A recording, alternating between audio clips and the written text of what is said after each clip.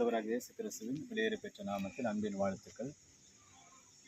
ஆண்டவராக இயேசு கிறிஸ்து கல்வாரி சிலுவையிலே கொல்கதா மலையிலே ஈட்டினால் குத்தப்பட்ட ஒரு இடத்துல இருந்து தான் நம்ம கர்த்தருடைய வார்த்தை தியானிக்கிறோம். அவருடைய விழாவிலிருந்து புறப்பட்டு வந்த ஈட்டினால் குத்தப்படும் பொழுது அவருடைய விழாவிலிருந்து புறப்பட்டு வந்தது ரத்தமும் தண்ணீரும் வெளியே புறப்பட்டு வந்தது. ஏன் ரத்தமும் தண்ணீரும் வெளியே புறப்பட்டு வர வேண்டும் என்று சொன்னால், ரத்தம் என்பது மனிதனுடைய பாவங்களை மன்னிக்கும்படி ரத்தத்தை கொடுத்தார்.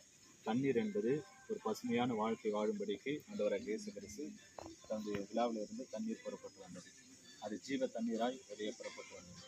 ரத்தமும் தண்ணீரும் நம்ம ரட்சிக்கப்பட்டு வளமான ஒரு வாழ்க்கை வாழும்படிக்காக ரத்தம் ரட்சிப்பை கொடுத்தது, தண்ணீர் நம்மளை வாழ வைக்கிற வளமான வாழ்க்கை கொடுத்தது. ரட்சிப்பை பெற்ற பிறகுதான் ஒரு வளமான ஒரு வாழ்க்கை இருக்கிறது. அந்த ஆண்டவராக இயேசு கிறிஸ்துடைய சமூகத்தில் வந்து நில்லுங்கள். உங்களுக்கு பாவம் மன்னிப்பு ரட்சிப்பை கொடுப்பதோடு ரட்சிப்பை கொடுத்து ஒரு வளமான வாழ்க்கை கொடுக்கிற அந்த ஜீவ தண்ணீராக இயேசு கிறிஸ்துவை நம்புங்கள். அவரை நோக்கி பாருங்கள். ஒரு பாவங்கள் மன்னிக்கப்பட்டு வளமான ஒரு வாழ்க்கை வாழ்வதற்குண்டான சகல கிரயத்தையும் கல்வாரி நாயகனாக இருக்கிற இயேசு கிறிஸ்து கொல்கதா மலையிலே கொடுத்திருக்கிறார். அவருடைய காயத்தின் மூலமாக நமக்கு ஒரு மாபெரும் ஆசீர்வாதத்தை வைத்திருக்கிறார். God bless you.